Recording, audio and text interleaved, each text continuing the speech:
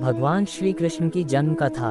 भाद्रपद कृष्ण अष्टमी को श्री कृष्ण जन्माष्टमी कहते हैं, क्योंकि ये दिन भगवान श्री कृष्ण का जन्म दिवस माना जाता है। इसी तिथि की घनघोर अंधेरी आधी रात को रोहिणी नक्षत्र में मथुरा के कारागार में वसुदेव की पत्नी देवकी के गर्भ से भगवान श्री कृष्ण ने जन्म लिया था।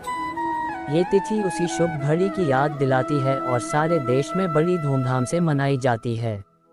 जन्माष्टमी के दिन भगवान श्री कृष्ण की जन्म संबंधी कथा भी सुनते सुनाते हैं, जो इस प्रकार है। द्वापर युग में भोजवंशी राजा उग्रसेन मथुरा में राज्य करता था।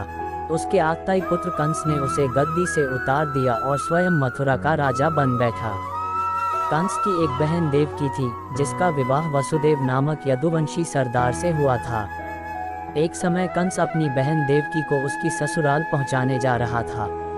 रास्ते में आकाशवाणी हुई, हे कंस, जिस देवकी को तू बड़े प्रेम से ले जा रहा है, उसी में तेरा काल बसता है। इसी के गर्भ से उत्पन्न 8वां बालक तेरा वध करेगा। ये सुनकर कंस वसुदेव को मारने के लिए उद्यत हुआ।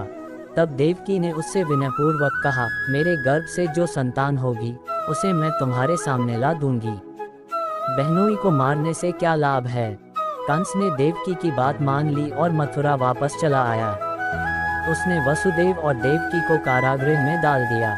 वसुदेव देवकी के एक एक करके 7 बच्चे हुए और 7 को जन्म लेते ही कंस ने मार डाला। अब 8वां बच्चा होने वाला था। कारागार में उन पर कड़े पहरे बैठा दिए गए। उसी समय नंद की पत्नी यशोदा को भी बच्चा होने वाला था। उन्होंने वसुदेव देवकी के दुखी जीवन को देख 8वें बच्चे की रक्षा का उपाय रचा। जिस समय वसुदेव देवकी को पुत्र पैदा हुआ, उसी समय संयोग से यशोदा के गर्भ से एक कन्या का जन्म हुआ, जो और कुछ नहीं सिर्फ माया थी। जिस कोठरी में देवकी वसुदेव कैद थे, उसमें अचानक प्रकाश हुआ और उनके सामने शंख, चक्र, गदा, पद्म धारण किए चतुर्भुज भगवान प्रकट हुए। दोनों भगवान के चरणों में गिर पड़े। तब भगवान ने उनसे कहा, अब मैं पुनः नवजात शिशु का रूप धारण कर लेता हूँ।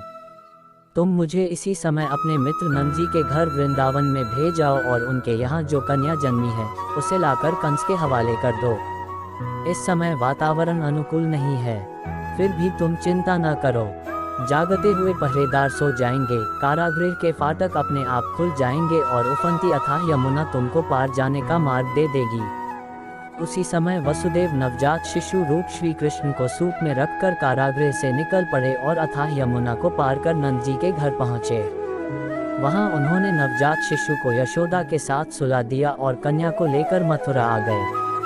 कारागृह के फाटक पूर्ववत बंद हो गए। अब कंस को सूचना मिली कि वसुदेव देवकी को बच्चा पैदा हुआ है।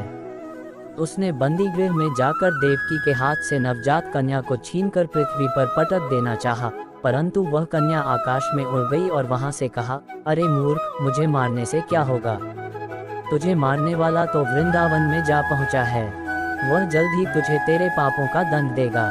ये है कृष्ण जन्म की कथा।